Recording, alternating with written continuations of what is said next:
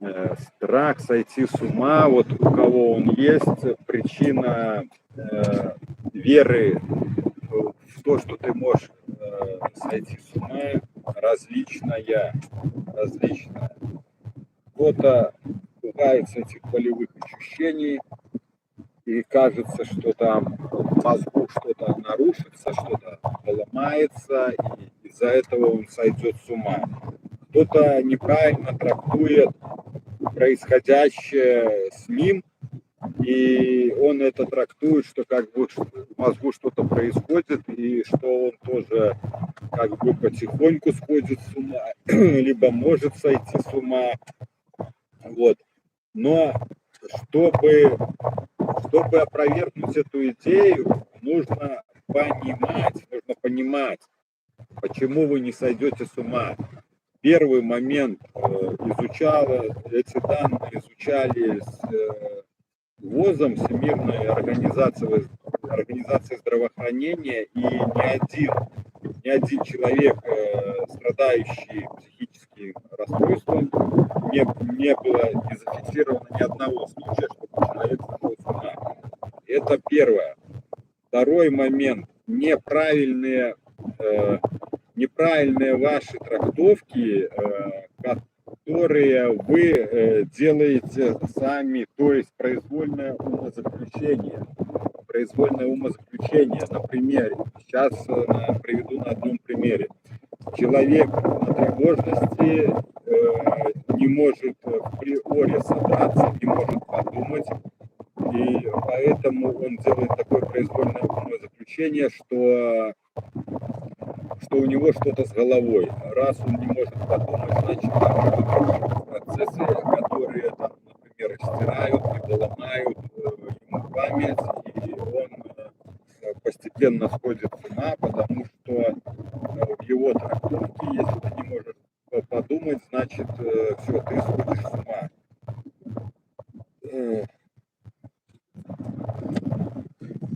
Добрый вечер, это Сергей, Херсонская область. Сейчас сильнейший страх, голова закипела, резинка почти помогает. Да, Сергей, смотрите, у вас сейчас сильная вспышка тревоги получается на страхе, на стрессе. Резинка не поможет, потому что резинка помогает только когда у человека примерно 5-6-бальная тревога, когда он априори может еще соображать, думать, и поэтому на переключение она как бы работает. При сильной тревоге, при вот такой панической атаке, либо страхе сойти с ума, вы априори ничего не можете сделать, потому что страх сильнее вас. Здесь нужно выдержать этот страх, дать ему дойти до конца, до его самого пика. Потом сработает вегетативная нервная система, и тревога, вот этот страх начнут понижаться. Вот. Здесь нужно осознать одну вещь, что в этом состоянии, как я говорил, ни одного случая не было зарегистрировано, чтобы от панической атаки либо от сильного страха человек сошел с ума. Это исключено. Но не зная этого, человек начинает сам себя запугивать вот тем, что с ним происходит. Поэтому нужно учиться убирать свой вторичный страх. То бишь перетерпеть, выдержать вот эту вспышку страха, тревоги. Как бы не избегать, не сопротивляться, дать ей дойти до самого пика. Вот это самое страшное сделать первый раз. Потому что тебе реально кажется, что тебе сейчас будет все. Либо ты сойдешь с ума, либо ты сейчас умрешь. Вот это самое страшное сделать первый раз. Но иного пути нету, чтобы получить новый опыт, когда происходит пик, потом идет падение, как бы тревога начинает понижаться, страх понижаться, оно пойдет на низ. И вот тогда запомнить этот момент, что с тобой ничего не произошло. И вот это называется новый опыт. Самое страшное, почему первый раз, потому что ни разу мы не давали дойти этому до конца. И поэтому у нас нету. Страх тебе реально кажется, что сейчас вот все. Все. Вот здесь нужно это вытерпеть. Как только сможете вы первую вот эту волну пройти, то следующая волна уже будет немножко не такой страшной, потому что вы получите первый опыт. И вот это не менее головы, сжимание, тебе кажется вот распирание, либо сжимание, либо распирание. У меня было такое вот перенапряжение в голове, оно также в теле было, что тебе кажется, что вот, и все. И тут все лопнет, либо ты сойдешь с ума, либо эта башка разорвется, и все, тебе будет все. Вот что происходит. Поэтому это тяжело, это страшно, но нужно выдержать вот этот всплеск, который погоняется нашим страхом. Чем сильнее страх, тем сильнее тревога. Чем сильнее тревога, тем сильнее вот эти все психологическое перенапряжение, вот эта чувствительность, вот что с тобой происходит в теле, оно очень яркое, оно тебя там ломает, кроет, там, распирает, там с тобой неизвестно, что творится. Вот это делает страх. Страх через тревогу. Страх усиливает тревогу. Поэтому здесь никакие резинки, никакие переключения, они не помогут. Это бесполезно делать. И это не нужно делать, потому что, скорее всего, когда ты начинаешь метаться, это больше будет похоже на избегание. То есть вы начинаете убегать вот от этого, что с вами происходит. Охранительные действия делать. Поэтому здесь нужно как бы вот просто сесть, как бы замереть, насколько это возможно, и выдержать вот это все то, что с вами происходит. И потом, когда отпустит, обратить вот на это внимание. Обратить на это внимание, что с тобой ничего не произошло. Вот так вы получите первый опыт. И вот таким способом мы наш страх начинаем уменьшать за счет принятия вот этих волн, вспышек, вот этих панических атак. Мы начинаем выдерживать, и вот этим методом выдерживания мы их опускаем примерно до 6-7 баллов по 10-бальной шкале. Вот когда мы путем выдерживания уже опускаем до 6-7 баллов, то там уже можно и самой тревожностью работать. Тогда можно уже с мыслями работать, с тревожностью, когда тревога у нас не пиковая. На пиковой мы просто выдерживаем. Не избегаем. В чем ошибка людей? Есть такая книга «Не кормите обезьян». И это замкнутый круг тревожности. Это когда человек постоянно избегает вот этого всплеска тревоги, страха, вот этой панической атаки. Делаются избегания. Прав он или нет? Андрей Надежда. Смотрите, панические атаки, они,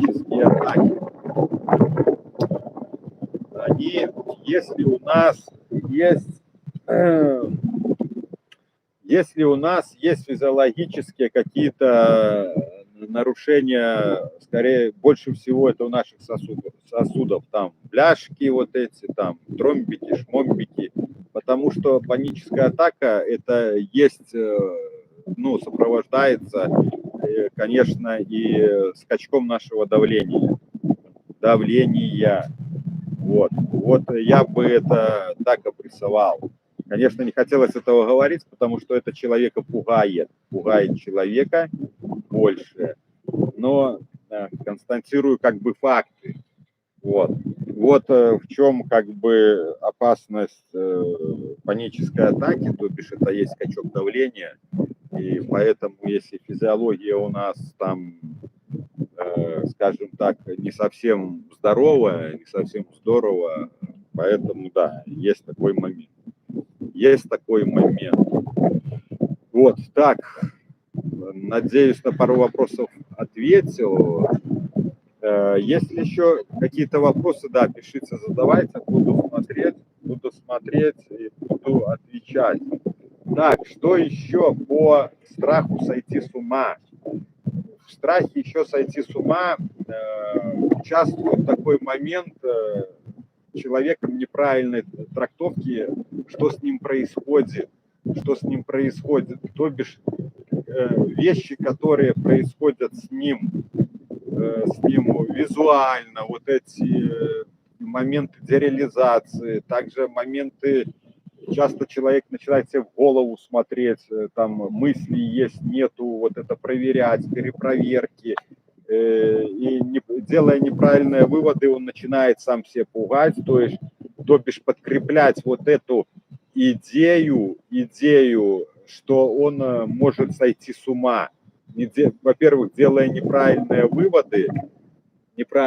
выводы. Также человек может думать, что если к нему будут приходить какие-то вот эти негативные, плохие мысли, они могут тоже с ума свести. То бишь в этих моментах получается у людей частное. То есть у каждого свое, каждый верит в некую, у кого-то цепочка неправильных трактовок ситуации, у кого-то что-то будет одно, он неправильно будет трактовать. Вот приведу на примере прошлого эфира, когда мне писала женщина, что она сходила к врачу, и врач ей сказал, если она долго будет тревожиться, то есть тревожный мозг, то она может сойти с ума, понимаете? И это у человека становится таким, как он в это верит, как внутренним убеждением. Но это на самом деле неверно, это неправда. От тревоги и от навязчивых мыслей человек сойти с ума не может. Это невозможно. Это уже доказано учеными путем социологических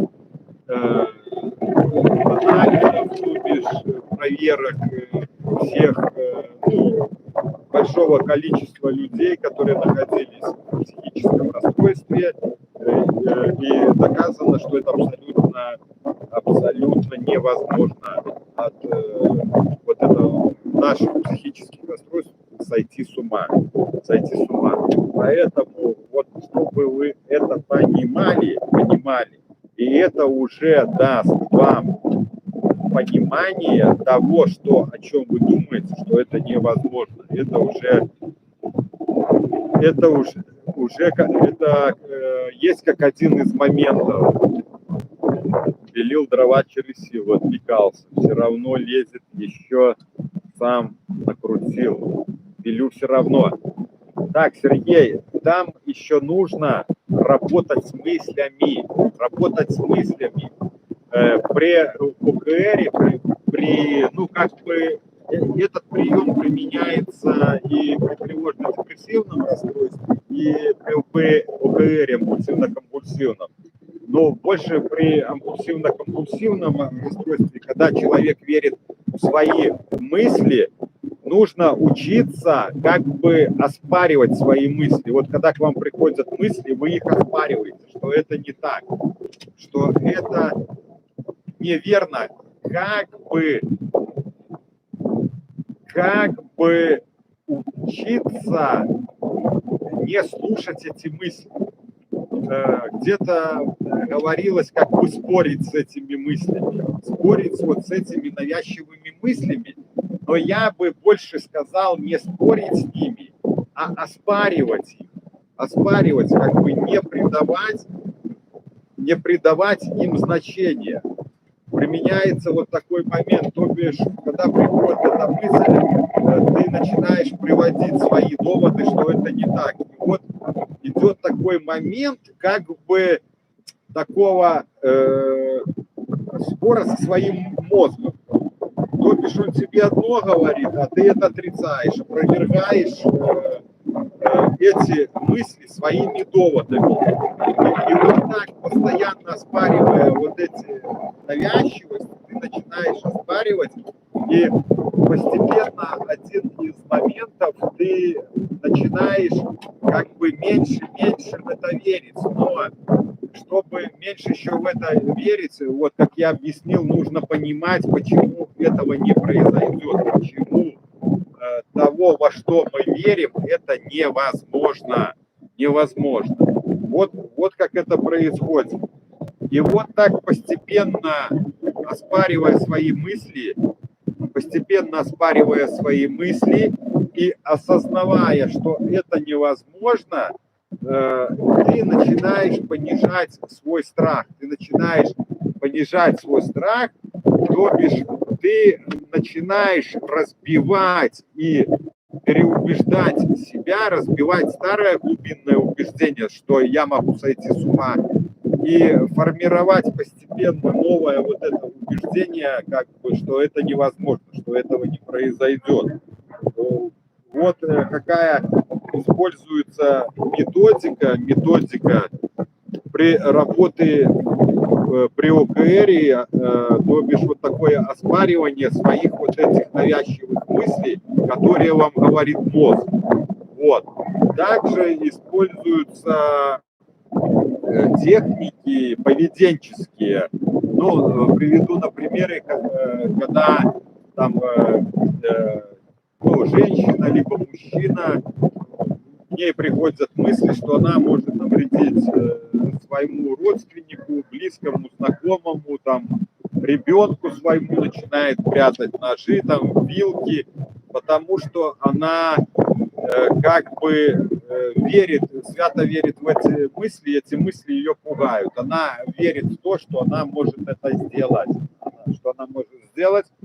но она, конечно, этого не сделает, но вера человека настолько сильна, человек настолько сильно верит в эти мысли, что человек начинает делать вот эти как бы охранительные действия, начинает прятать ножи, вилки, чтобы якобы, не дай бог, не произвести вот это действие, якобы трактовки в ее мозгу, что она может потерять контроль над собой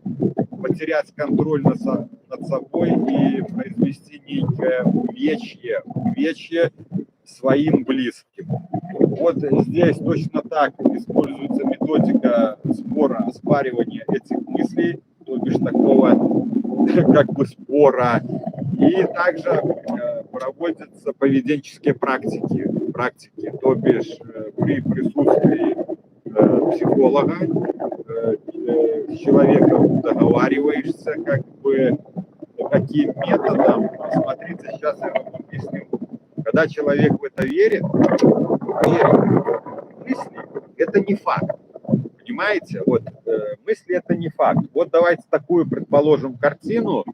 Вот сейчас со мной вышла на связь некий человек, там девушка, женщина, мужчина, юноша, и он верит, что он может нанести вред своему близкому.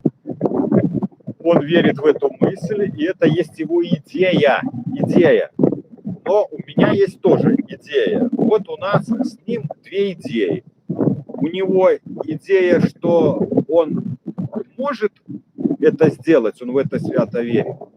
Ну, а я верю в то, что он этого не сделает. И поэтому давайте как бы я у этого парня спрошу, а какие у него есть факты, что он может это сделать. Что такое факт?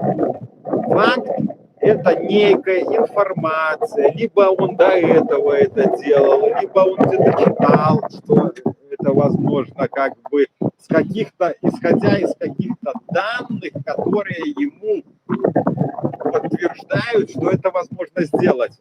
Но что интересно происходит? когда я вам задам, есть ли у вас факты, что вы можете это сделать, то когда человек начинает задумываться, оказывается, что у него нет фактов. Он ничего не может предложить, обоснование вот этого, во что он верит. То бишь у него нету фактов. Вот. И я тогда предлагаю ему свои факты. Первое – это научные данные в руках. Человек держит, у человека появляется страх, тревога, он держит, мы засекаем время, он сидит вот с этим ножиком, его трясет, у него страх, его колбасит, мы выдерживаем время 10 минут, потом я прошу, давайте еще 3 минутки посидим. Ну вот 3 минутки, 10 прошло, еще 3 минутки. Вот, мы сидим 3 минутки, у него дальше подколачивает, но все равно страх, он потом начнет, когда мы проходим, тревожность начнет понижаться. И вот когда в поведенческой ситуации мы видим, что он меня не торкнул ножом и вилкой не торкнул, то есть человек не потерял, такой следственный эксперимент, потому что когда ты начинаешь это делать, у тебя усиливается страх и тревога. Зачастую люди даже не могут вытерпеть, ну, на страхе, на тревоге, оно происходит, вот эти телесные ощущения, болевые ощущения сильные. И даже зачастую человеку тяжело выдержать вот эти болевые ощущения, то бишь вот этот дискомфорт, который происходит с ним в теле, и он отказывается как бы делать то, что ему предлагается, потому что он вот не хочет, вот не может этого выносить, когда у него поднимается страх и тревога. Также происходит, когда люди делают обряды, то есть делая перепроверки, вот на примере сейчас приведу, человек думает, что он сойдет с ума, и у него есть идея, что он должен все контролирует свои мысли, да, и получается даже он мысли контролирует, походку, он полностью себя контролирует, потому что в его идее, в его трактовке, если он перестанет контролировать мысли, то могут прийти те мысли, которые его сведут с ума, а ему нужно постоянно контролировать, чтобы убрать эти мысли, там, например, либо там что-то с ними сделать, чтобы они не смогли его свести с ума. Вот эти мысли. И вот так человек попадает на постоянный контроль, на постоянные проверки. Также может быть такая ситуация, человек проверяет все время, как бы не только контролирует, а проверяет, вот, может он думать или не может. Потому что у него идея, что может он сойти с ума, и постоянные вот эти перепроверки, они как бы дают ему подтверждение его нормальности. Вот, например, происходят такие вещи, вот стоит, например, дерево, и к нему приходит мысль, это дерево, он как бы себе задает и отвечает, он перепроверяет, это дерево. Тем самым он думает, что он как бы контролирует вот свою нормальность, он постоянно ищет подтверждение своей нормальности, потому что он боится сойти с ума. Последнее лезет в голову, что завтра утром будет плохо. Интернет зависает у кого? У нас, скажите, пожалуйста, или у вас зависает? Смотрите, завтра будет плохо, потому что у нас уже в Сергее мозгу сформирована программа. У нас в мозгу уже сформирована программа, по которой мы живем. То бишь наш день повторяется, в принципе, одно и то же. И вот это все, что с вами происходит, оно повторяется каждый день. Поэтому здесь необходимо менять эту программу. Здесь нужно работать с мышлением и поведением. Нужно убирать вот эти негативные мысли, дистанцироваться от них, отделяться и внедрять в себя новые убеждения. но там целая цепочка работы, здесь в двух словах это не объяснишь. Как отделяться от мыслей, осознавать, что такое паническая атака, какие процессы происходят внутри тебя во время вот этой панической атаки, как работает мозг при сильной тревоге. Вот это все нужно понимать, понимая, как это все работает, ты начинаешь с этим работать. И второй момент, наше понимание, как мы устроены, как это все происходит у нас внутри, дает нам вот эти рациональные, адекватные ответы, а не те ответы, которые у нас формируются от нашего незнания. Вот так это происходит. Поэтому вот эти мысли, что завтра будет плохо, я от них отделялся и я спаривал. Я как бы, вот они приходят, завтра будет плохо, я за ними говорил свои мысли, завтра будет лучше, чем сегодня. То бишь, я вел оспаривание вот этих негативных мыслей.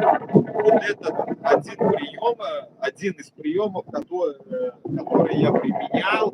Также нужно учиться переключаться, тренировать мозг переключаться на то, что вокруг нас.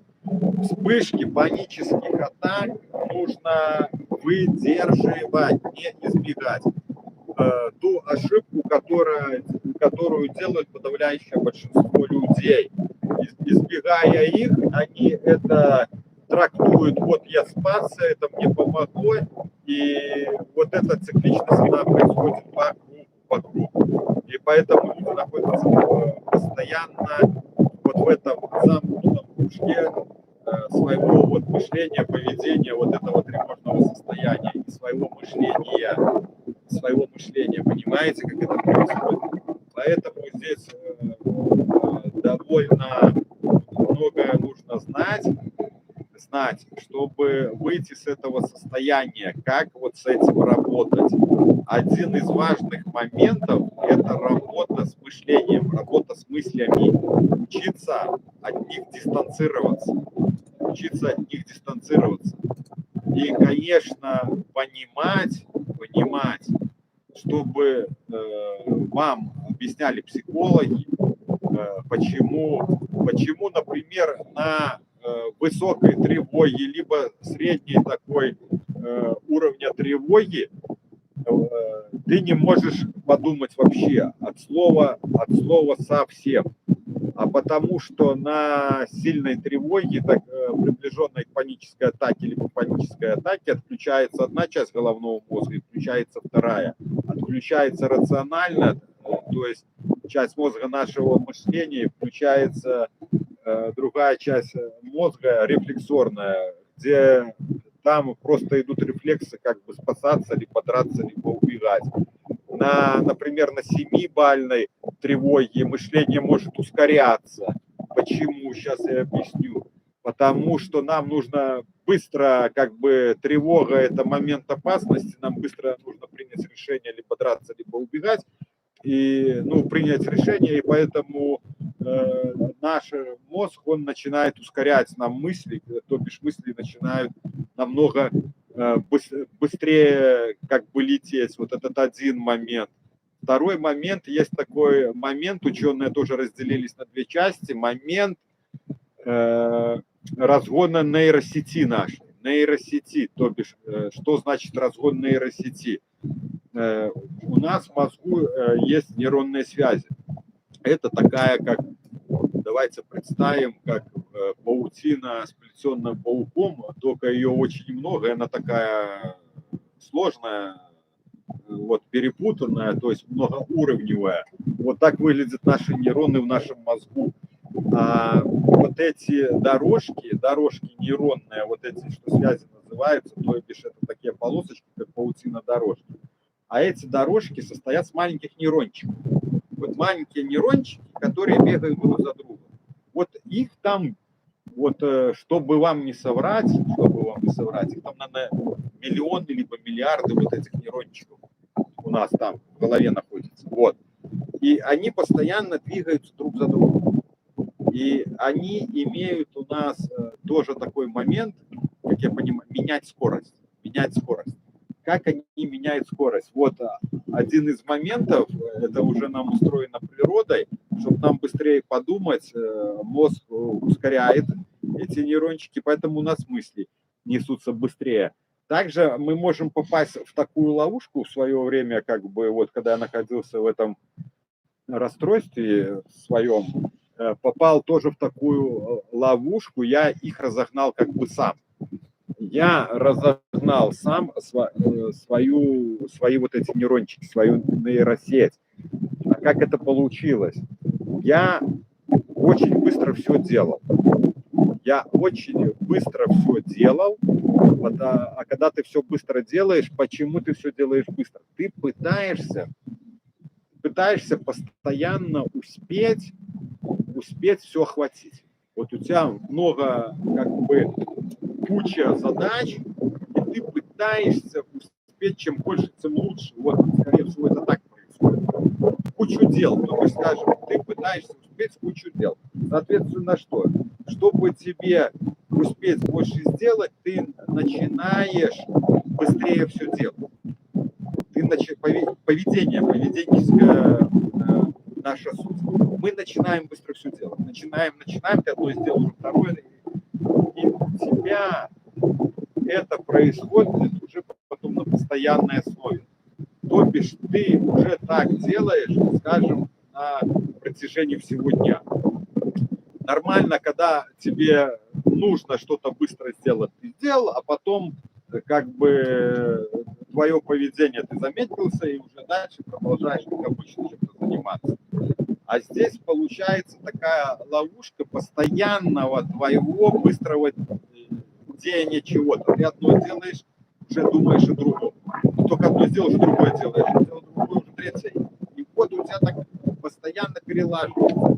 Получается, ты одно делаешь, но мозгами потом ты попадаешь, что уже другое делаешь.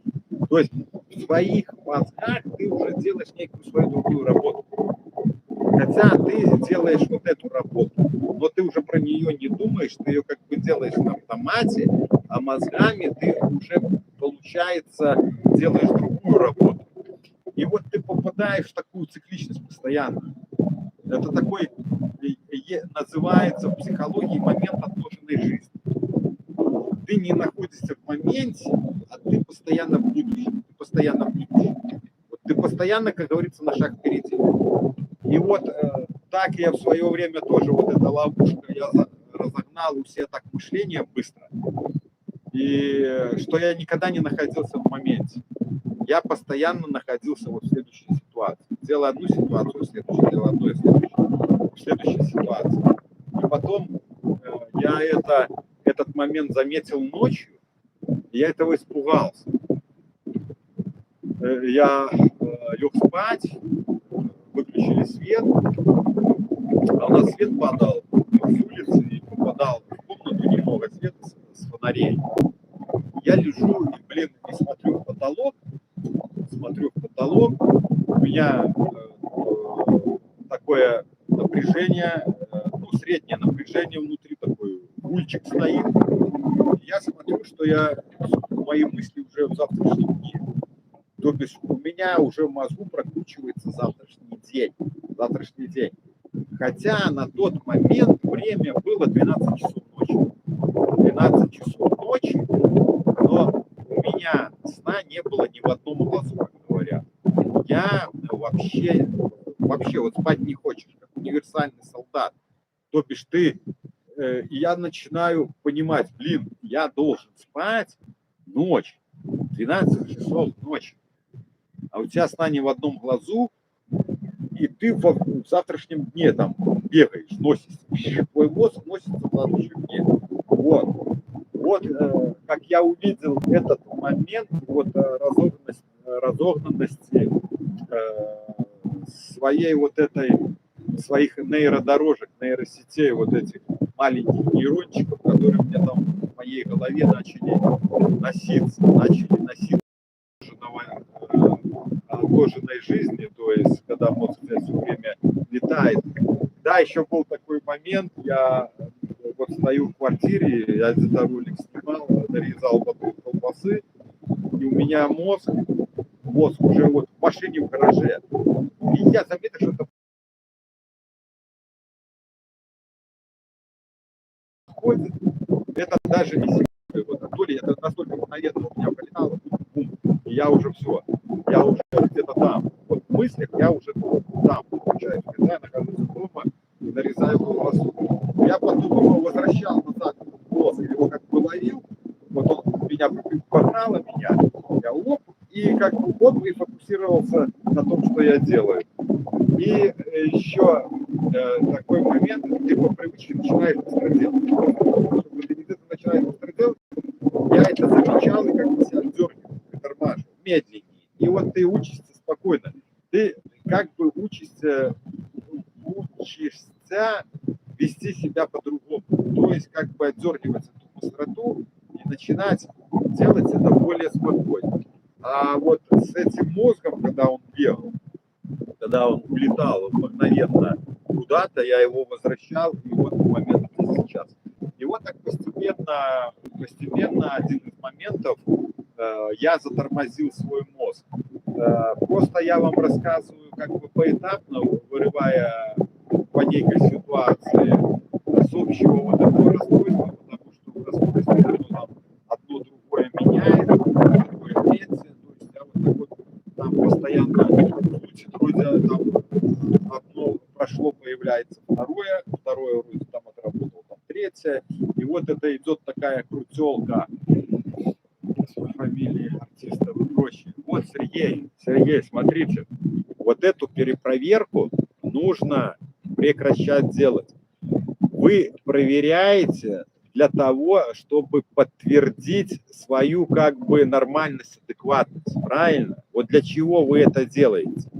Вы делаете для того, чтобы подтвердить свою адекватность.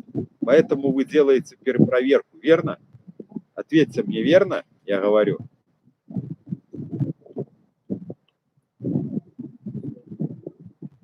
И вот смотрите, перепроверяя это, вы подкрепляете свою идею ненормальности. И чем больше человек это делает, чем человек больше это делает, тем сильнее он в это верит, что он может сойти с ума и что он ненормальный. То есть тем больше он верит в свою ненормальность, чем больше человек перепроверяет. Вот. Поэтому здесь необходимо прекращать это делать, прекращать делать эти перепроверки. Но здесь второй момент. Как только вы будете прекращать делать перепроверку, у вас будет усиливаться страх, а значит будет усиливаться тревога, потому что в вашей трактовке, если я не буду контролировать и проверять, то как бы я могу сойти с ума. Может быть такой момент, что не делая перепроверки, у вас это будет усиливать страх и тревогу. Вот что будет происходить.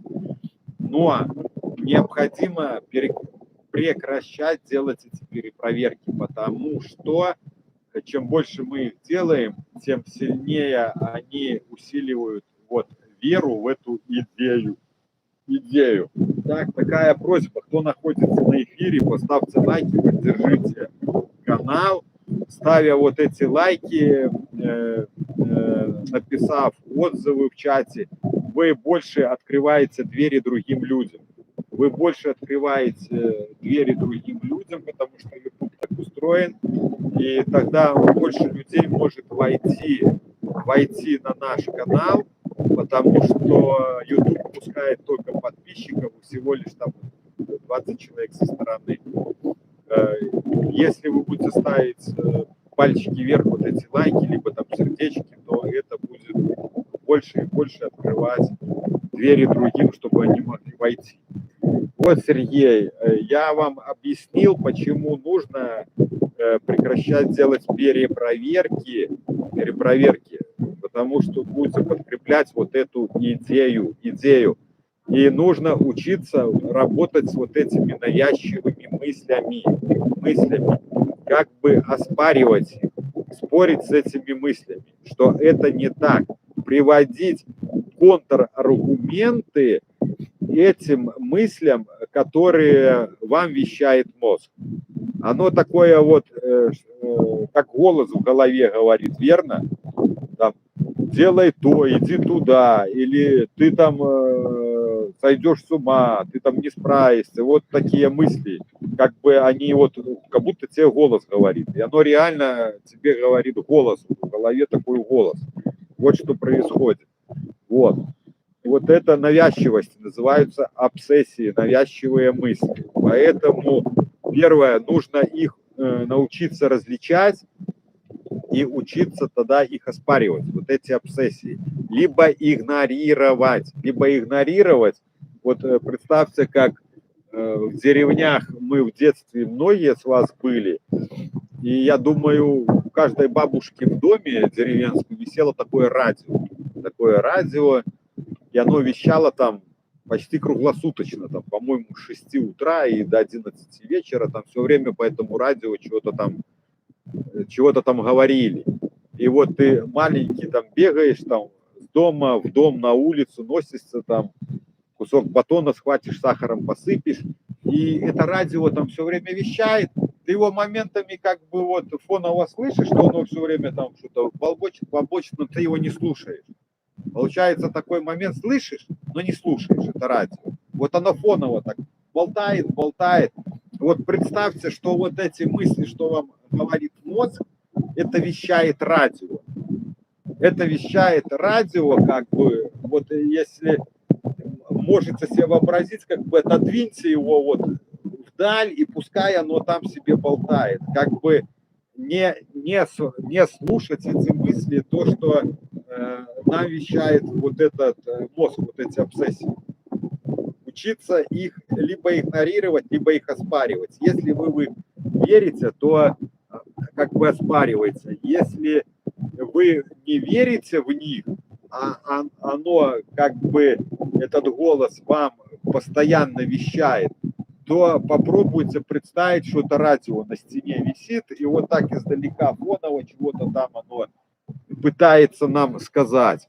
Вот эту методику можете применять. Можете эту методику применять, работать вот с этими мыслями, с этими обсессиями, навязчивыми мыслями. Вот, как бы оспаривать, либо отодвинуть от себя. Так, если еще какие у кого вопросы? Если еще у кого какие вопросы? Так. Да, вы правы. Вот, и вот этот замкнутый круг перепроверок, он и подкрепляет у вас эту идею ненормальности, и человек начинает, вот, вы потом уже доходите до того, что вы круглосуточно проверяете, там, те мысли в мозгу, а вот это дерево, а вот это там артист, и вот ты постоянно такой на перепроверке.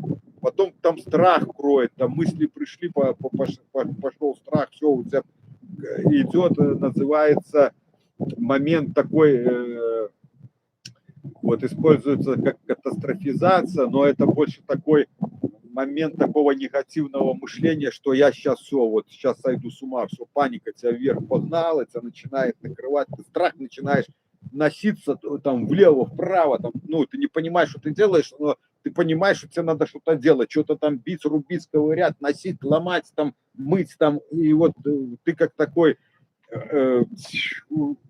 немного, как будто тебе вкололи какой-то гиперактивной какой-то смеси, вот носишься, спасаешь себя, получается. А здесь нужно наоборот, выдержать вот эту вспышку, вот эту, ну, скажем так, паническую атаку, перетерпеть вот этот страх, перетерпеть просто. И тогда будут откаты. Вот, так. Какие еще есть вопросы? Вот хотелось бы, чтобы кто-нибудь вышел в прямой эфир с психолога. Вот в Инстаграме есть психологи. Выходите, пожалуйста, пообщаемся. я от вас что-то новое узнаю, вы от меня узнаете что-то тоже, может, новое для себя. Как бы с кем-то пообщаться, либо с подписчиков, кто находится в эфире, тоже можете выйти в прямой эфир. И там есть такой момент, можно убрать свою картинку, чтобы у вас не было в прямом эфире вашего, скажем так, лица. Там есть такое, как бы затемнение, да? Нет, нет, здесь нет. Нету здесь? Нет. Это они сами будут.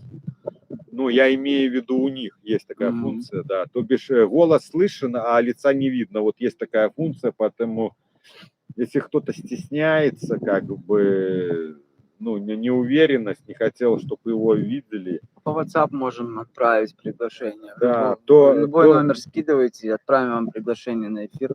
Вы зайдете. По WhatsApp приглашение? WhatsApp, да. Ну, пускай пишет свой номер, мы сейчас закинем WhatsApp вот, по-моему, что-то похожее было в WhatsApp, или что-то пришло такое. Нет. Через YouTube я могу просто ссылку перекинуть было на номер любой. Нет. Вот, так. Ну, у кого есть еще какие вопросики, задавайте. Все, что знаю, буду рассказывать, буду отвечать, как бы со своих знаний, со своих пониманий. Много ребусов в голове слаживал, как это, что происходит. Много читал, смотрел. Учитель у меня хороший был, смотрел также психологов таких, ну, именно ученых, знаменитых по психологии, смотрел, изучал, осознавал, как это, что, как. Ну, скажем так, очень много разбирался, когда выходил с этого состояния, потом интересно стало по поводу вот, психологии. Вот, поэтому думаю, смогу ответить на ваши вопросы, которые вы мне будете задавать, Но только в переписочке тяжело понять, нет полной картины, но пытаюсь сложить пазлы в своей голове и понять, что у человека происходит как бы на данный момент, чтобы оптимально точно дать рекомендацию по поводу его трудностей на данный момент. Вот. Мало людей, сегодня мало, видно, еще все на дачах, все еще отдыхают. Да. Лето еще хорошо. Также, да, давно не были в эфире, поэтому, насколько, 2 недели? 2 недели, даже больше не были в прямом эфире. С аппаратурой были трудности, потом погода, и сейчас вот снова у нас, наверное, через 2 дня ломается наша погода, вроде обещают дожди, поэтому, когда тоже в следующий раз выйдем, не знаем, нужно уже нам искать какое-то помещение, там обустраивать, чтобы мы могли уже на зиму, на осень уходить. Постоянно работать. Да, постоянно работать. Уже там будем мы тогда постоянно будем довольно, я думаю, часто находиться в прямых эфирах, будем делать нарезки, также планируем формировать с нашей всей библиотеки, сформировать такие, как вам сказать, программки именно как каталоги по конкретике, там уже как работать, например, с депрессией, как работать с тревогой. Уже будем формировать, чтобы более было понятно вам, найти, разобраться в этом, потому что информации уже в роликах очень много. Люди мне пишут, задают вопросы, хотя в роликах есть эта информация. Это говорит о том, что человек уже от кучи информации, которую мы имеем, видеоинформации на нашем канале, люди уже не могут там разобраться и не могут найти то, чего им нужно. Вот, поэтому... В принципе, уже создан отдельный каталог «Тревога и страх». Там уже много, в принципе, по первопричинам работать можно, разбираться в себе. Там много информации по этим расстройствам. Вот. Слава говорит, уже первый каталог собрал, и поэтому можете заходить в него. Плейлист называется «Тревога, страх». Плейлист «Тревога, страх». Вот. Заходите, смотрите, там уже как-то поэтапно, но потом мы вместе подрегулируем, потому что он один собирал меня. я не присутствовал, поэтому будем уже корректировать, когда у нас будет уже будут помещения, там уже будем тогда работать. Так. Есть ли еще у вас какие-то вопросы? Сегодня я смотрю, наверное, заняты. Мы сегодня и раньше начали, поэтому, наверное, многие на работе. Обычно мы начинали 5:30 в 6, но уже рано темнеет. У нас уже совсем уже сумерки, поэтому сегодня решили пораньше сделать наш эфир, потому что в связи вот с темнотой. Ну, люди есть. Вот сейчас 9 человек у нас в прямом эфире. Так. Задавайте. Многие задавали вопросы, там собирали вопросы, куда-то записывали. Задавайте. Есть возможность вам сегодня, у меня возможность ответить вам на вопросы, у кого скопилось, у кого собралось. Сейчас напишут. Как раз нет ветра, погода спокойнее стала. Голоса нет в подсознании почти как голос. Ну да, вот мысли как голос, правильно, Сергей? Вот оно как речевая структура, как будто тебе говорит. Вот эти мысли, они как бы приходят. Есть такое, как приходят, вот как будто тебе говорит, ощущение, что тебе как будто говорит. Вот они, вот эти ощущения восприятия, это разные могут быть. Вот это навязчивости называются. Навязчивости, они возникают на эмоциональном перенапряжении, то есть на тревоге, страхе. А потому как мы находимся в этом эмоциональном перенапряжении постоянно, многие постоянно находятся, то бишь круглосуточно. Поэтому вот эти якобы голоса навязчивости, вот эти голограммы, которые приходят, то бишь картинки, голограммы, человеку мысли приходят двумя способами, как речевая структура и как картинки, то бишь видеофильм. Поэтому они у нас приходят постоянно, потому что мы находимся в таком круглосуточном стрессе. И вот здесь нужно работать с самой тревогой и со своим мышлением. То есть вот бить в две точки. Вот у меня есть схема. Сейчас попытаюсь найти. Я так образно рисовал, чтобы вам объяснить, как это происходит. Вот смотрите, вот кто будет видеть, тут ветер, она видеть не будет. Как работает вот эта цикличность? Работает ситуация, происходит ситуация, после ситуации приходит мысль, после мысли идет эмоция, то бишь страх, в данности это страх. Страх отражается в теле, то есть любая эмоция отражается в теле. Потом что происходит? Как правило, поведение – это избегание, и потом происходит такое умозаключение, снова мысль: ой, я спасся. Вот как это работает. Вот это как бы работа, в принципе, панической атаки. Вот так она работает, вот этот замкнутый круг.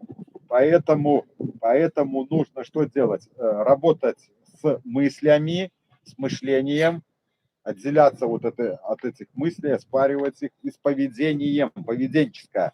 Потому что наше убеждение формируется, то, что мы себе говорим, мысль, речевая структура и поведение формирует наше убеждение. Вот две структуры, которые формируют наше убеждение в мозгу.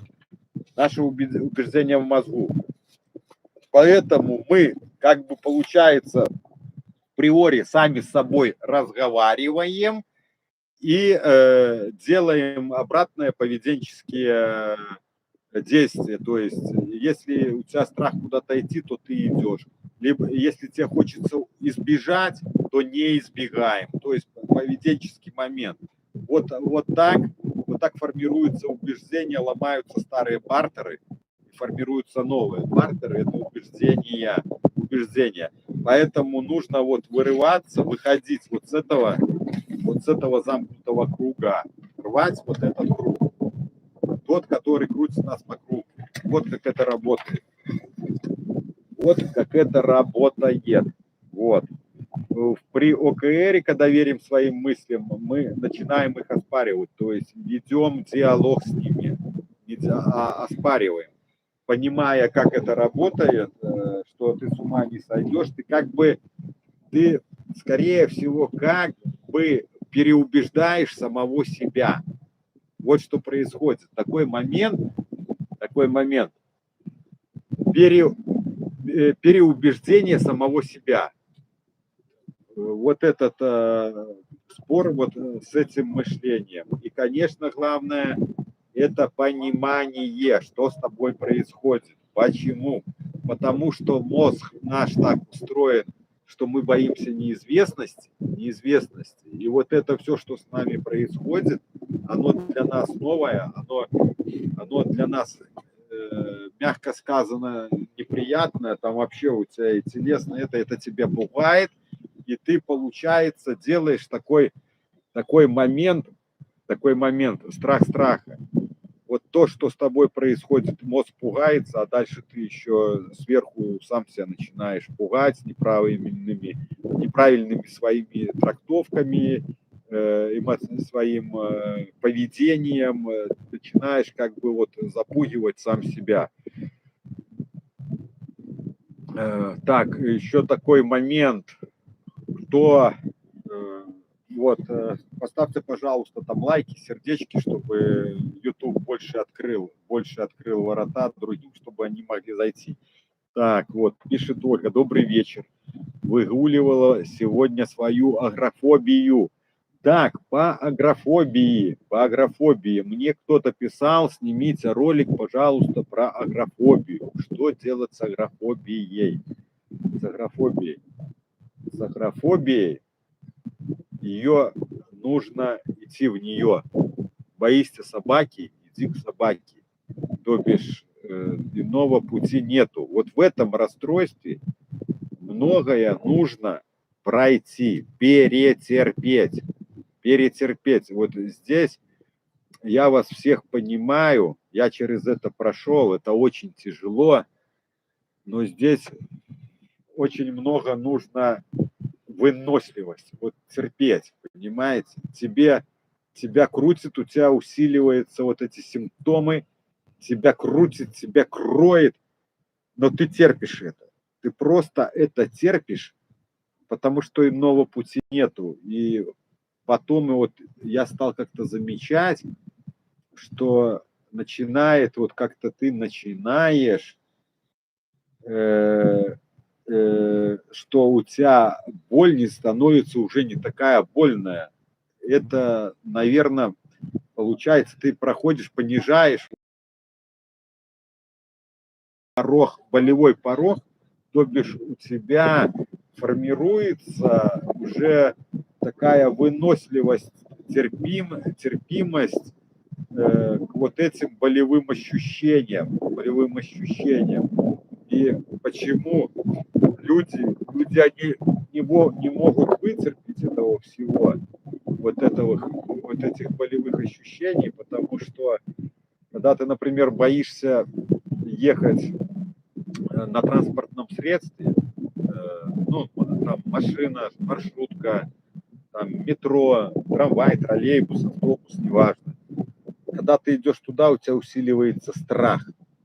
И чем ближе ты подходишь, туда заходишь, тем сильнее тебя кроет страх, тебя кроет тревога. А это, конечно, вызывает вот это состояние, то бишь усиливает болевые ощущения. Я помню, как сейчас с этой агрофобией я за рулем не ездил, а ездил с братом все время как бы со стороны сбоку на сиденье пассажира, и ты едешь, а тебя так крутит, вот, ты не можешь даже сидеть на сиденье в машине. Я вот так выворачиваюсь, у тебя спину ломит, поясницу бьет, у тебя внутри ломает, черт знает, что происходит, и ты вот просто терпишь.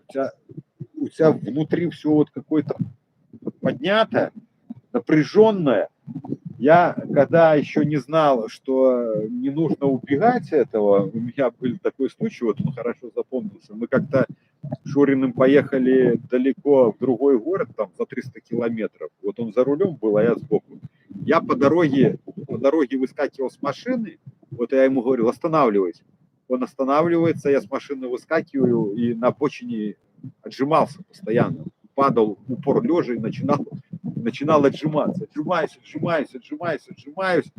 до тех пор, пока не начинал чувствовать, что вот мне как-то полегче немного стало. Но потом снова садишься в машину, она начинает движение, вот буквально ты все начинаешь ехать, у тебя снова все начинает подниматься внутри, там все, у тебя погнала тревога, вот этот страх, начинает все у тебя снова поднимать, ты там немножко терпишь какое-то расстояние, терпишь, потом говоришь, стой, останавливайся, вот когда оно уже догоняет, там, до панической атаки, останавливайся, снова выскакиваешь с этой машины на обочину, там, трасса от города, как бы от города в город, то есть не городская дорога, а за городом трасса, и ты снова на обочине где-то на стоянке выскакиваешь, и как вот, не у всех начинаешь отжиматься, снова отжимаешься, тебя снова немного отпускает, как бы, опа, все, ты вроде спасся, вот, ой, облегчение какое-то, ты снова просто, вот, но потом уже, когда вот это стал КПТ заниматься, я понял, что вот это все время, когда у меня вот это крыло, вот эта агрофобия, когда вот это в там, маршрутку садись, я понял, что, осознаешь, что нужно исключать вот эти избегательные моменты. То бишь нужно выдерживать, не пытаться как бы избежать, уменьшить свой дискомфорт. Вот что оно происходит. Вот, и все, и ты начинаешь терпеть. И тебя кроет постоянно. У тебя это напряжение, оно немножко вверх, вниз тебя ломает. Вот тебя, я дугой вот сидишь, например, в машине вот так, на сиденье, как обычно едешь, вот ты в машине сидишь. А я вот так, я выгибался вот дугой, потому что спину тебя так крутит вот это все.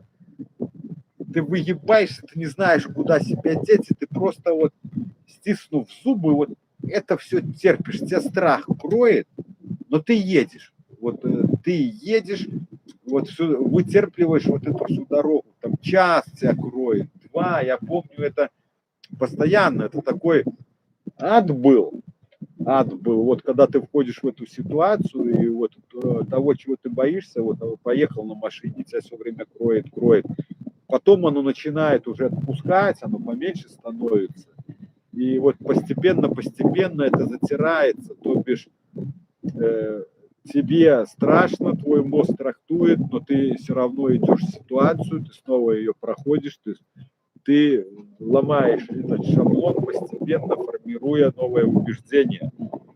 И я довольно долго в этом состоянии был, поэтому у меня все так сильно укоренилось было в моем мозгу, вот эти убеждения настолько сильно они там сформировались, что их нужно было очень долгое время вырывать.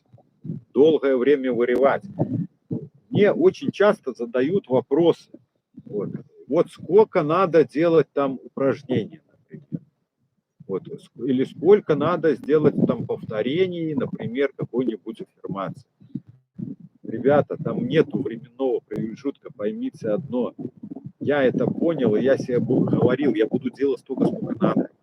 Столько, сколько надо. Это все частное, у каждого будет свое. Кому-то больше, кому-то меньше. Но поймите, нужно делать столько, сколько нужно. И если ты сдашься где-то в пути, ты не выйдешь с этого состояния, потому что ты сдался. Чтобы сформировать, можно на примере, чтобы сформировать новое убеждение, нужно все время себе говорить. говорить и действовать, говорить и делать. Вот так это формируется. И невозможно, ни один психолог вам не скажет, что делай вот столько, и все, и ты будешь там свободен. Да, какие-то промежутки могут быть временные, там, в легких ситуациях, например, как человек вот пришел, у него только начались панические атаки, он пришел, их там в течение 3 месяцев отработали, они у него как бы ушли, да. Но когда ты там годами сидел, то там невозможно предсказать, сколько вот одно и то же действие надо делать. Сотни, тысячи раз. Я делал тысячи. Я с утра до вечера себе повторял одно убеждение, потом второе, потом с этим работал. Я постоянно с утра до вечера это делал. И я понимал, что нужно просто идти. Нужно просто делать. Зачастую вам даже мозг будет говорить: не делай этого, это тебе не поможет, это тебе не надо. Потому что мозг будет все время обманывать, потому что он не хочет жить по-другому, он привык жить так. Его там ничего не болит, его там ничего не ломает вас. А он живет себе и живет, ему нормально. А перетренировываться он ленивый.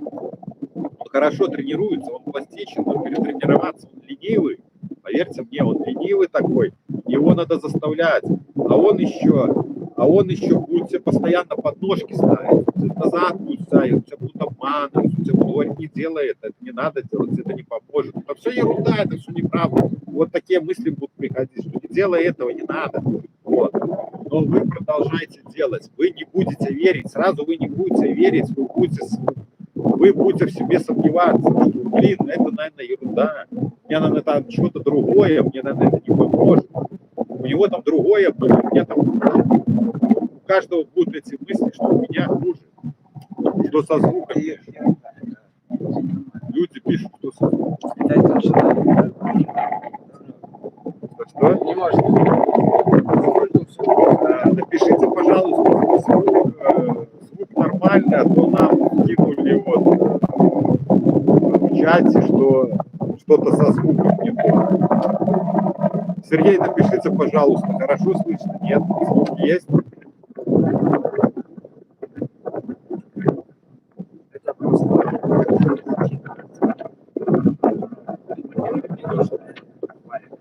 Ты имеешь в виду, хотят нас сбить с мысли. Вот. И поэтому, ну, человек не пишет. Вот. Ольга, напишите, пожалуйста, звук есть. Кто меня слышит, напишите, есть звук или нет. А то здесь пишет, что якобы звука нет.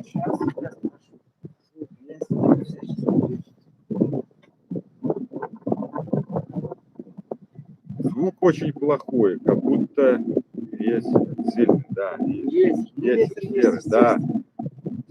Наверное, ветер мешает. Да, Ольга. Ольга, сильный ветер у нас. И мы сегодня как раз не взяли микрофон. Сейчас буду кричать, прямо буду кричать, говорить очень громко. И вот, ребята, оно кроет, мозг говорит: не делай, это все ерунда, но вы не верьте ему. Идите. И вы увидите, что начнет получаться. А когда начнет получаться, вот оно вам и даст веру. У каждого путь свой. Временной промежуток во всех будет разный. Но здесь главное идти до конца. Тренируясь, идти до конца. Вы дойдете, если вы будете идти.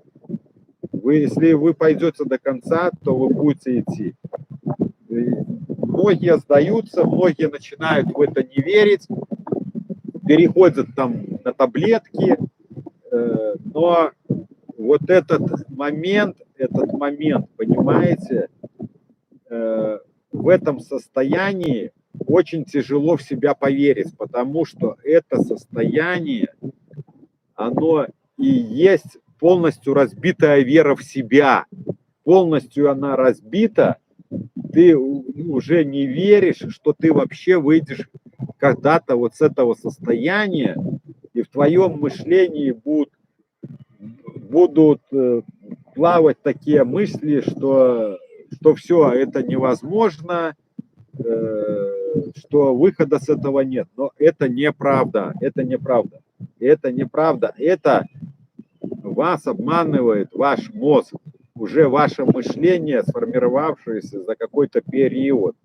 Вот это тревожно-негативное мышление. Вот. Но если идти до конца, тренировать, тренировать, тренировать, почему сейчас скажу? Потому что старые убеждения, они там очень сильно закреплены, когда ты долго в этом был, и их тяжело оттуда выдрать. Тяжело поменять свое мышление, но это возможно, я это сделал, без препаратов.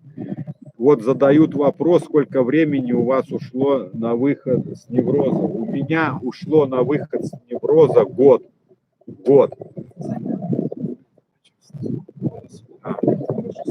Понятно. У меня ушло на выход с невроза год. Но смотрите, как это происходит, чтобы вы понимали. Это не некая прямая полоса. Это постепенная такая дорожка, но она неровная. Вам будет потихоньку становиться лучше, но у вас будут откаты. Самая ловушка – это откаты. Сейчас объясню почему. Когда вы попадаете в откат, соскальзываете на старую свою дорожку вот этого мышления, то там мозг рисует, все оно как будто вернулось, и как будто это никогда не закончится. То есть ты попадаешь снова в момент своего того состояния, когда тебя сбрасывает. А сбрасывает на начальном этапе постоянно. Ты вот только вынырнул, чуть-чуть выровнялся, тебя снова туда скидывает. Ты снова еле-еле выкарабкался, тебя снова туда скидывает. И вот так тебя как паршивого кота постоянно вот туда лицом торкают, скажем так. Вот постоянно тебя опускают туда, вот. Ты только вылез вроде бы, тебя назад. Вот как неваляшка. Помните, такие советские у нас игрушки были? Сейчас не знаю, вот неваляшка, бам-бам. Ты его толкаешь, он падает, встает. Вот это что-то похоже на это. Вот на неваляшку. Тебя сбивает, ты упал, ты снова вылазишь. Тебя сбивает, ты упал, ты снова встаешь. И вот так это происходит постоянно. Тебя бьют, ты падаешь, встаешь. Ну, бьют не в прямом смысле, что тебя подходят и по лицу бьют. А вот этот выбивает себя стресс, как бы вот это все выбивает тебя на старую дорожку, либо через мышление, либо стрессовая ситуация. Тебя малейший негатив тебя сразу выбивает, тебя сразу скидывает туда, на старую дорожку, ты туда падаешь, и тебе нужно снова оттуда вставать. Вот малейшее что-то кто-то в твоем восприятии плохое сказал, либо ты прочитал что-то негативное для тебя, какую-то информацию. Вот просто ты прочитал, все, мозг реагирует, тебя бамс туда, ты оттуда начинаешь оттуда выкарабкиваться, вставать. И вот это происходит на постоянной основе. И поэтому люди думают, что с этого не выйдешь. Потому что когда ты туда падаешь, то кажется, вот там все, оно начинает вот это все рисовать, вот то, что с тобой было, все оно воспроизводится в этом мозгу, все ощущения пошли, мысли навязчивости пошли, это никогда не закончится, вот это все начинается. И поэтому идет ощущение такое, что ты начинаешь верить, что ты с этого не выйдешь. Так, сейчас отвечу. Каждый день работал над собой по КПТ, проходил откаты, и так 2 года. Намного лучше себя чувствовать стал. Но энергия полностью не восстановилась. И так практически 4 года уже остатки расстройства. Там очень много всего хитрого. Я вам скажу сразу. Там без специалиста полностью, вот, чтобы полностью выйти, выровняться, очень тяжело. Если ты глубоко был, там много ловушек, там очень много ловушек, даже вот такие ловушки, как ловушки мышления, понимаете? понимаете? Есть ошибки мышления. Вот если ты не знаешь, что вот это у тебя ошибка мышления, то ты будешь в ловушке, тебя будет держать напряжение. Понимаете, как это там работает? И потом нужно убрать у человека то, что его привело к этому неврозу. К этому неврозу, к расстройству, оно приводит, как правило, наше глубинное некое убеждение, либо ошибка в мышлении, либо мы потом приобретаем некую ошибку в мышлении. Ну, как правило, это вот ошибки в мышлении, они и приводят нас к этому расстройству. И вот нужно потом, когда ты уже выравниваешься, отрабатываешь вот панические атаки, уже более-менее разбираешься с этим неврозом, с мыслями этими отработал, мысли эти убрал, но у тебя все равно держит напряжение, ты реагируешь как бы по-старому, но у тебя так не ломает, у тебя поверхностно, но как бы ты реагируешь все равно, реагируешь ты потому, что у тебя определенный есть момент мышления, тип мышления, то бишь ловушка твоего мышления, как ты думаешь, как ты воспринимаешь вот ситуации. Поэтому их нужно устранять, формировать новые убеждения, ломать старое, формировать новое убеждение. Вот как это работает. Поэтому без хорошего как бы специалиста, без КПТ выровняться полностью, вот полностью освободиться, тяжело, очень тяжело, я вам скажу сразу, тяжело. Ну, вот я говорю про себя, про свою вот такую уже очень довольно критическую ситуацию, у меня все абсолютно было,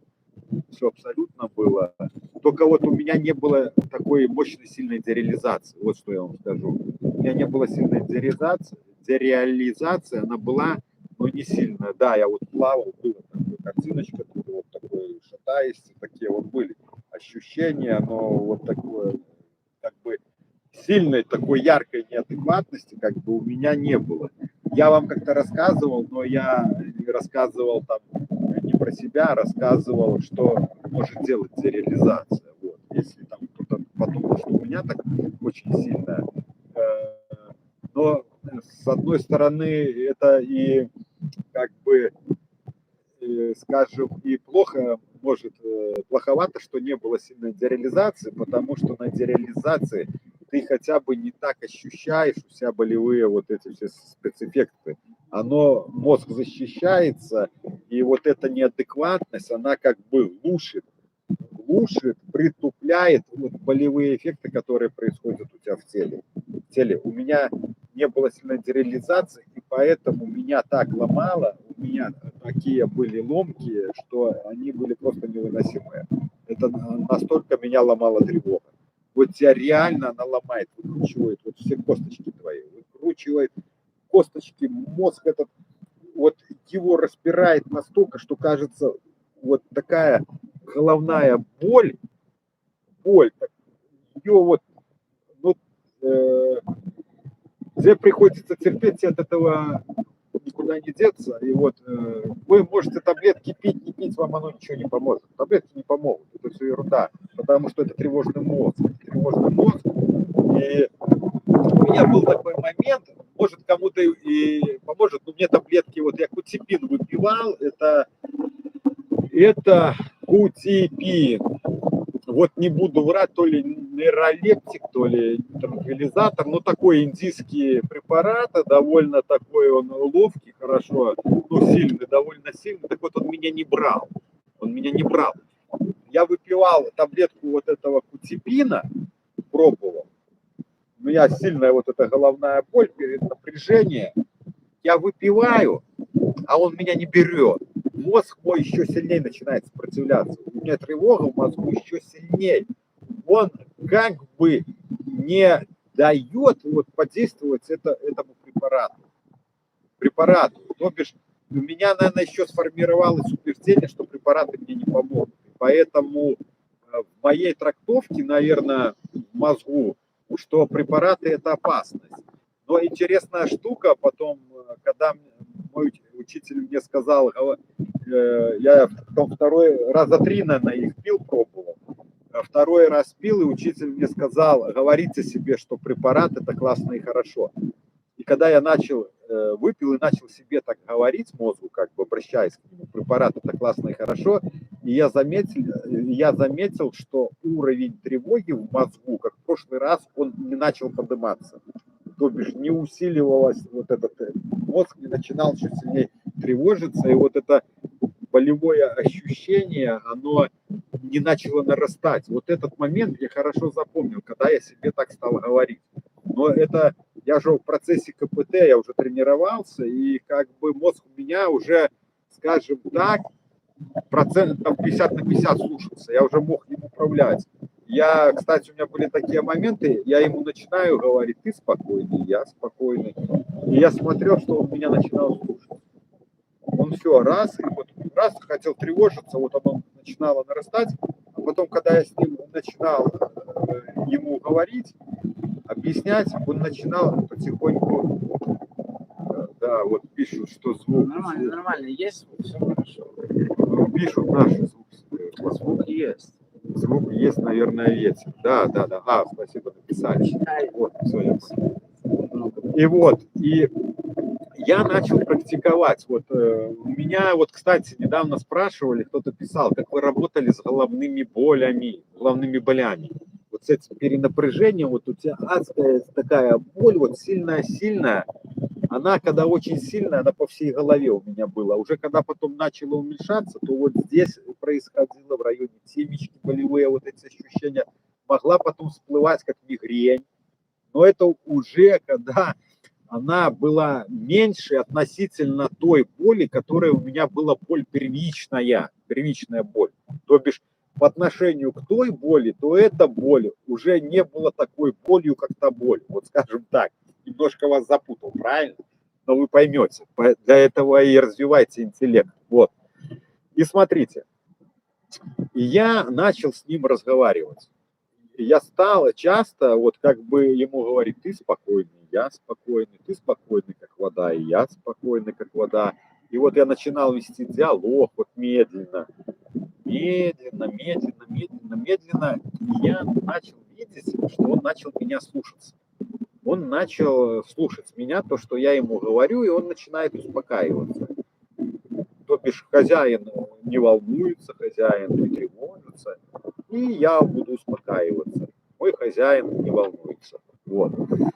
И еще второй способ, что я применял, это я в ванной подставлял голову под воду, вольготную воду, теплую воду, и представлял себе, вот когда с крана вода мне лилась, либо с дождика на голову. И вот эти струи воды, они стекали как бы в ванную, и я представлял, что моя боль в этих струях воды, она стекает в ванную.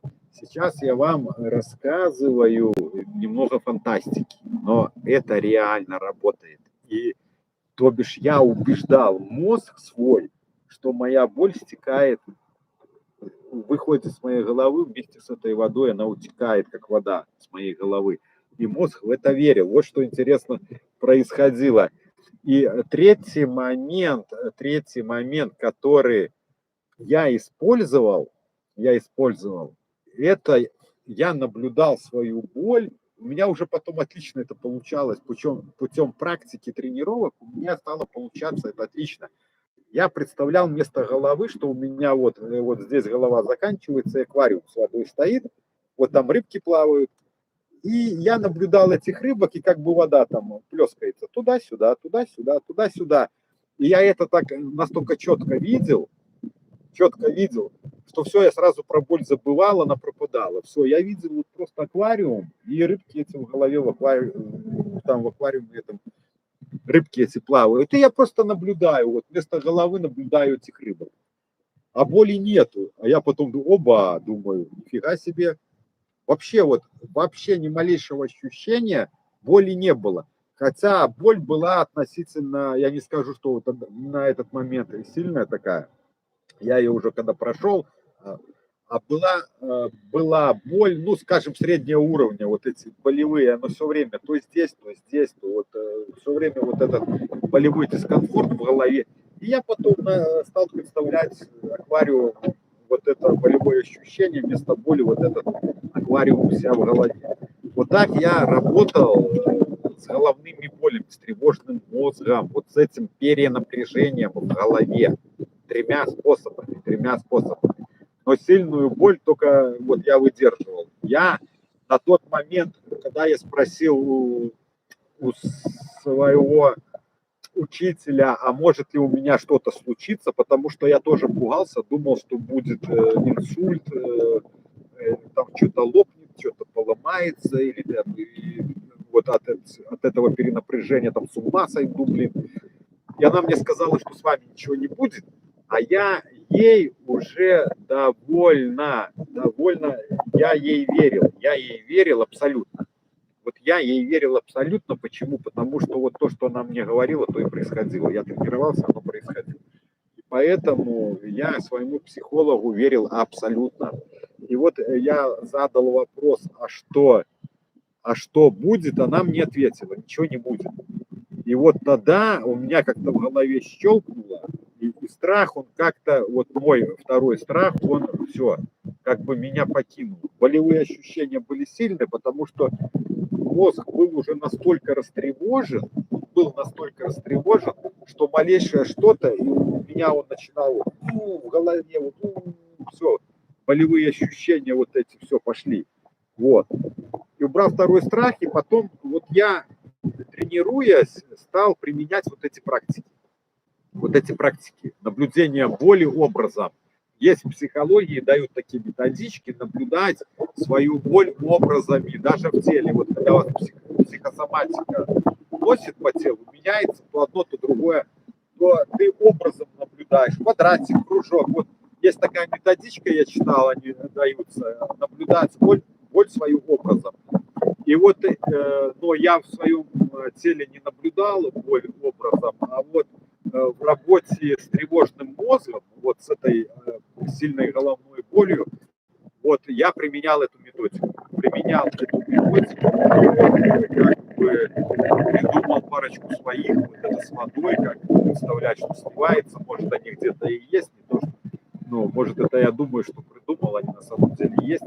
Вот, вот сливание вот этой боли, представление, это называется обмануть мозг, представить, что она у тебя ушла, эта боль. Вот с этой позиции, когда оно сливается, и ты представляешь, что она с тебя стекает. Вот эта боль. Так, вот, спортом сейчас не занимаюсь, чтобы не задалбывать нервную систему. Спортом сейчас не занимаетесь. Так, так что-то немножко как-то свет. Вот. Так, смотрите. Дело в том, вот вы мне задаете вопрос, спортом вы сейчас не занимаетесь, чтобы не задалбливать свою нервную систему. Мне сейчас ее не нужно задалбливать. Вот ее момент истины, понимаете? Я сейчас абсолютно спокойный человек, спокойный человек. У меня нету на данный момент никакой тревоги. Да, в каких-то стрессовых ситуациях она возникает, мы живые люди, но я ее быстро ликвидирую, понимаете? Это отделение от мысли, оспаривание ситуации там, и так далее. Бывают такие моменты, поэтому запаривать мне себя спортом не нужно, понимаете? Вы как бы думаете, что я в том состоянии примерно, ну, как бы у него, наверное, более легче, но все равно тревога, как бы там это все сохраняется, и поэтому вы мне такой вопрос задаете, не задалбливаете вы себя спортом. Вот. На данный момент спортом не занимаюсь, все хотел вернуться, но пока нету, наверное, такого момента, времени, и вот отстраиваем канал, поэтому тоже приходится много складывать ребусы, вспоминать, поэтому как бы ну, скажем, пока не до этого, пока не вернулись, потому что в процессе вот такого сейчас движения, в процессе движения, потому что надо тут с офисом решать, как бы дел хватает, и поэтому пока не занимаюсь. Так.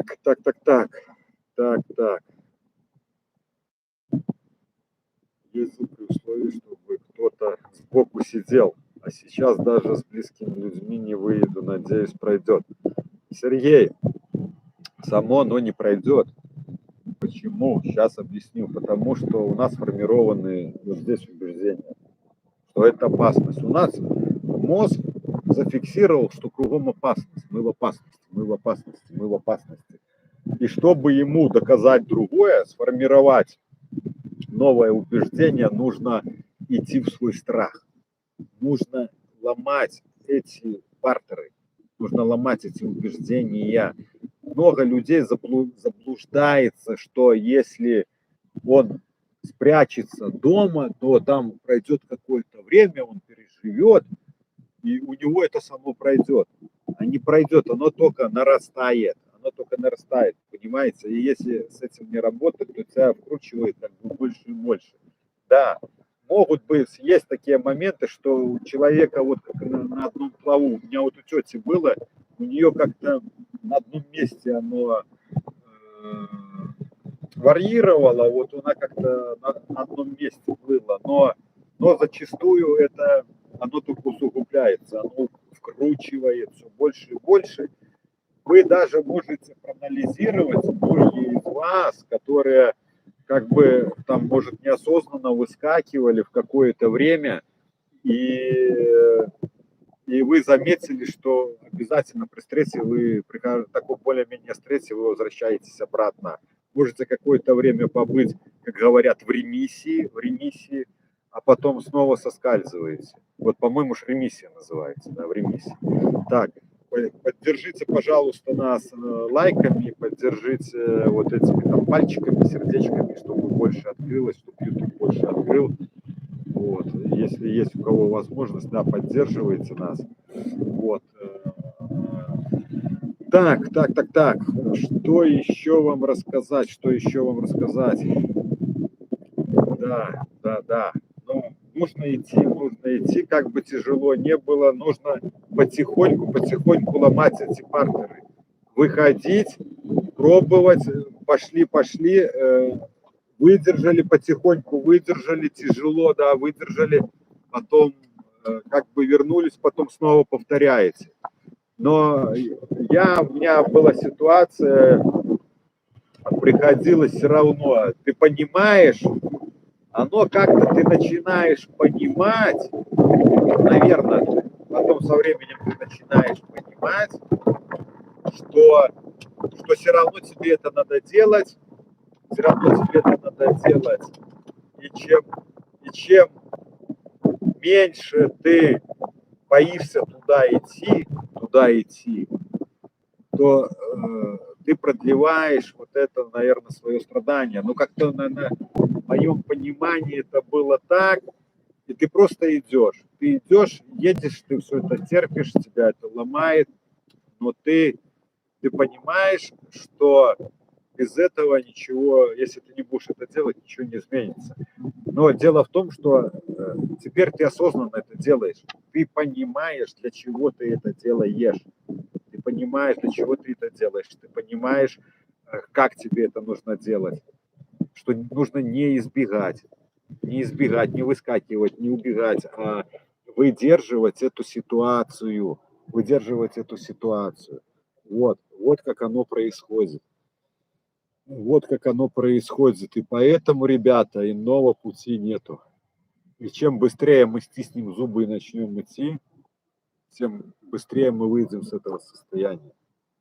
Чем мы начнем уменьшать этот страх, мы начнем выдерживать, а значит ситуация начнет меняться, страх начнет уменьшаться.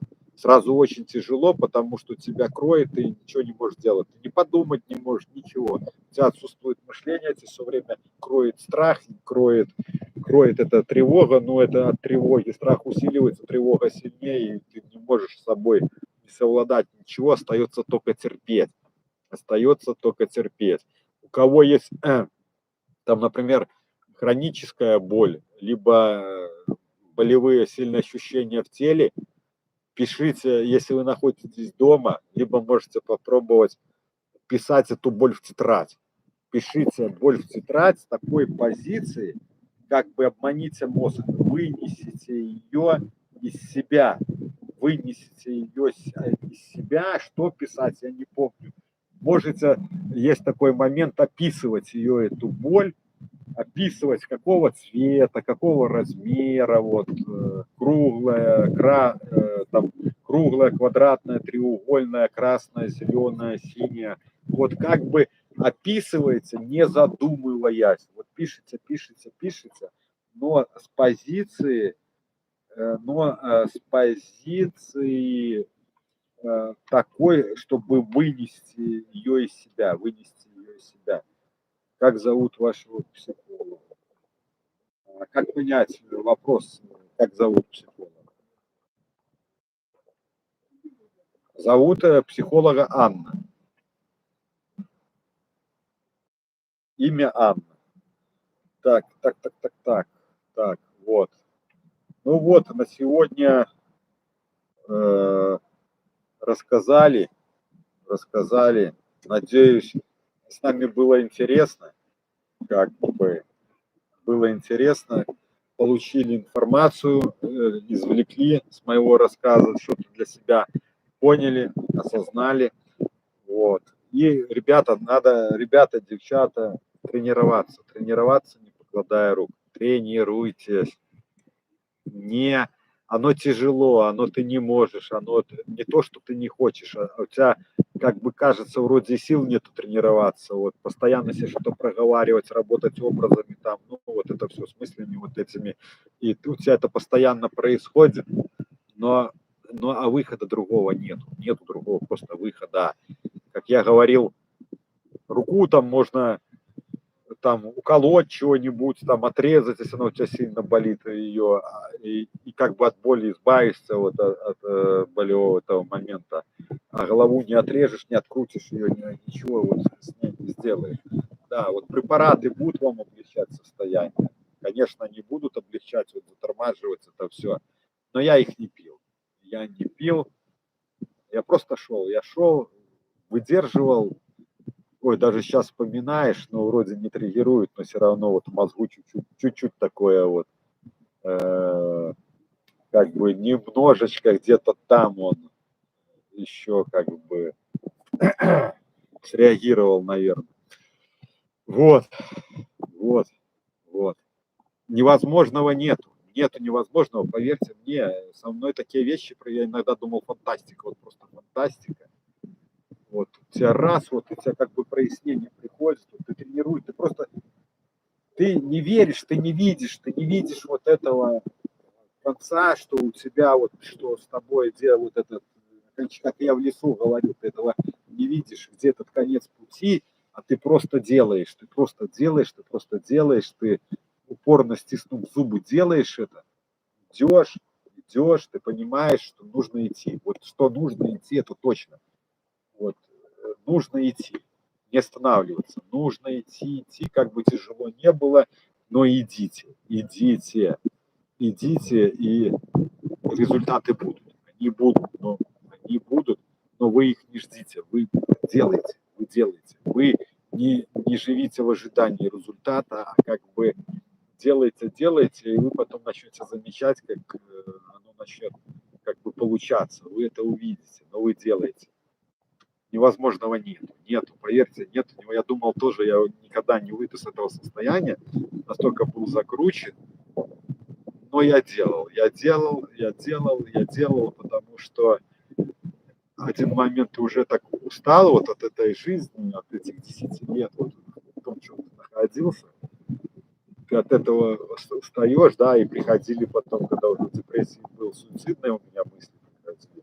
Но у тебя что-то, вот сейчас расскажу такой момент, как я говорил, такие вещи происходят, типа фантастики. И меня когда была депрессия, вот тебя приходят мысли, тебя начинает давить, вот тебя давить, крутить, ты их убираешь, где-то какая-то проскакивает, тебя давит. Я как-то вот ванна помогала, я в горячую как бы такую режим энергосбережения включил. Я как бы в ванну погружался, вот режим энергосбережения, погружался в ванну, оно как-то чуть-чуть было легче. И вот ты где бы не был, у тебя постоянно мысли негативные вот у меня шли, вот одна за другой, ты с ними раз, ты постоянно ходишь, у тебя эти мысли, постоянно мысли. И вот какой-то момент был, я как-то, все, я не могу, уже вот сдаюсь уже как бы раз, и меня некая сила, некая сила, и меня как-то выбросила. Вот меня как бы такой душевный подъем был, такой вот всплеск, вот раз, тебя как будто тебя кто-то толкнул в спину и сказал тебе не сдавайся. Вот такой момент, вот это изнутри такая энергетика, тебя раз, и у тебя как будто вот внутренние силы, внутренние резервы появились. И ты снова начинаешь работать, ты снова начинаешь вот этому всему как бы сопротивляться, ну не скажу сопротивляться, а ты снова начинаешь с этим работать. Тут внимание, еще раз прошу, поставьте вот эти сердечки, лайки, кто может, понажимайте это все. Все, спасибо вам большое, что тоже присутствуете на эфире, задаете вопросы, молодцы, активизируетесь, это правильно. Еще бы хотел бы, чтобы вы выходили, у кого есть какой момент, чтобы по его теме мне более понять и подсказать, выходите в голосовой, выходите в прямой как бы эфир на диалог. Все, спасибо большое, все, будем заканчивать нашу